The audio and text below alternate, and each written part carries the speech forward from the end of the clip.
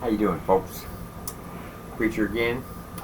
Tonight I'm going to tell you about a friend of mine named Horses. Now, I told you about him a little bit in another video. He was in Lompoc with me. We knew each other in Quinton. Well, this guy had a unique story, okay? Horses, he's had a tough road to hoe his whole life, okay? Well, and he's kind of a strange bird anyway, but anyhow, when I knew him in Quinton, he was doing that life sentence for killing his wife, which he didn't kill.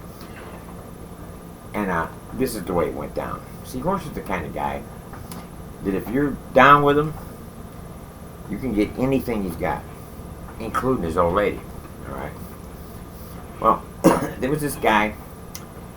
It was his ace deuce. I forget what his name was, but anyway, Horses was married to a woman named Marilyn.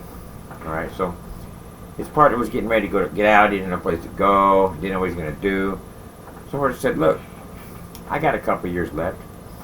Why don't you just go out and be with my old lady like she's your old lady until I get out.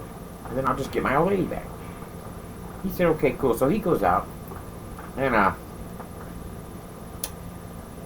he's with Marilyn for 2 years.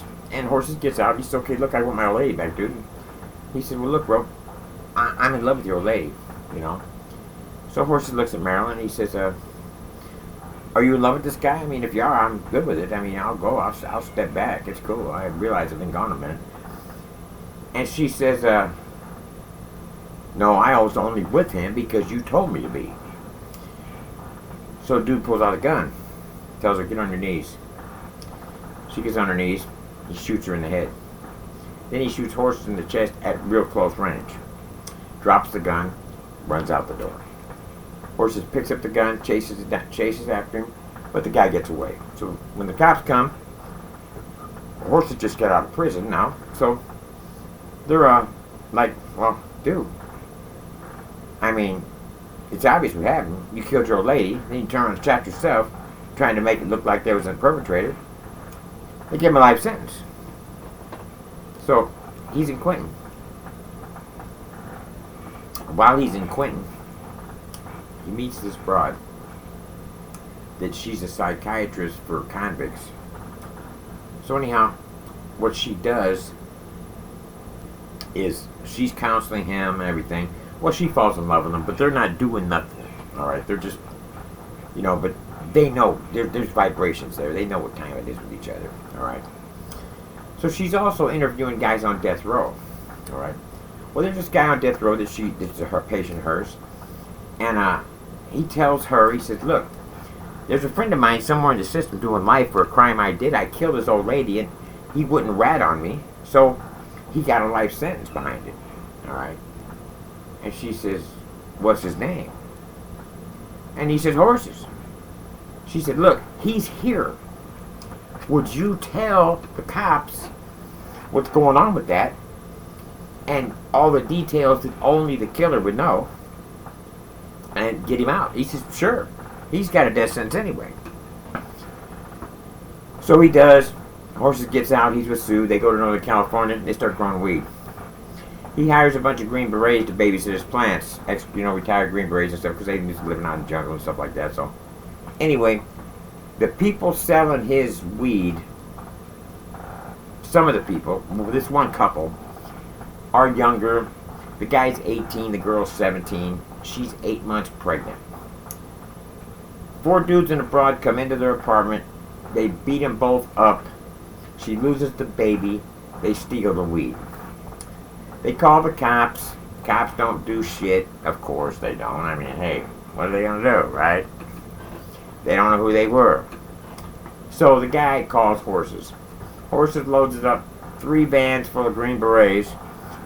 They go up to San Francisco. And they find the people. So what they do is they kidnap them one at a time. And so they make sure each one of them doesn't know the other one's been kidnapped. They take them up in the hills. And they question each one separately. Okay? And they make each one rat on the rest. Okay? Now, there was one in particular Horses told me about. This guy wouldn't tell. He wasn't giving nothing up. So Horses told his guys, take his dick and his nuts out and lay it on that log in front of him. And he slammed an axe down right next to it. He said, the guy spit at me. Now when you're scared, your mouth gets dry. So this guy had no fear. So Horses looked at the guy and said, you know, I've been waiting a long time to meet a man like you. Because I got this Indian ritual I want to do. And it's pretty intense. And Horses takes out a Bowie knife. And he reaches up and he cuts into his own chest and cuts a chunk of meat off and eats it. And the guy said, I'll tell you whatever the fuck you want to know. Because he knew this was one serious fucking player. Anyway, they ended up giving all 5 of them large quantities of LSD. Horses dressed up all in black. They tied him up on these egg stakes, and Horses told him he was Satan, and it was time to pay the fiddler. Alright, well, 3 of them went insane. Alright. The other 2, when they brought Horses into court, they wouldn't even stay in the courtroom. They wouldn't stay in the courtroom with Horses. Anyhow, you got a 35 piece. Alright. So I'm in the feds with him. Alright. So this guy's brother comes to see him and wants to stay at his old lady's house. Horse says, I gotta ask, because after what happened with Maryland, you know, he's a little more cautious, even though it's his brother. Alright. His brother's married, got an old lady and stuff, right? But he never came back to visit, so he never got to go stay. But he gets busted. Him and his brother and sister-in-law get busted for 19 serial murders, rape murders of co-ed couples. Alright.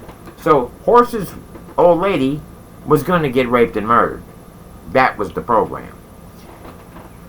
Anyway, they come to Horses and they say, look, if you'll say that your brother was abused as a child, I can get him off death row. And Horses said, fuck that motherfucker. And Nevada fried him. Alright, they killed him. Alright, it was a wrap. Alright. But this guy had it so rough, I never seen nothing like it. Now, this dude, you know, he was really a really good dude. Alright, and I've been with him in a few different pens. Alright. Well, when I was getting ready to get out that time, I go to the shower the morning I'm leaving.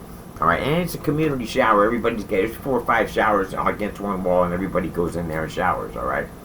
Horses in there showering. And I go in there and I says, damn, dog.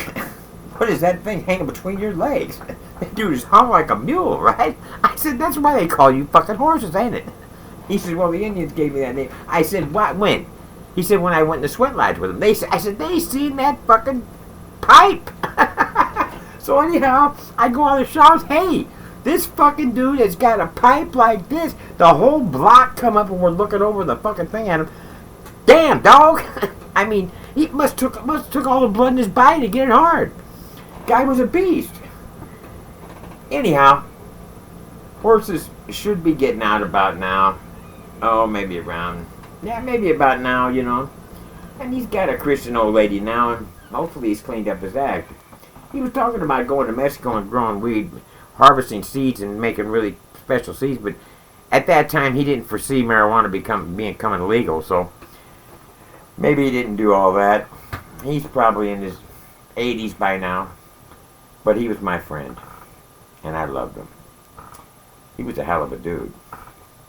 Anyway, that's what happened with Horses, and that's about all I got to say tonight. But tomorrow, I'm going to have something really good for you. Okay?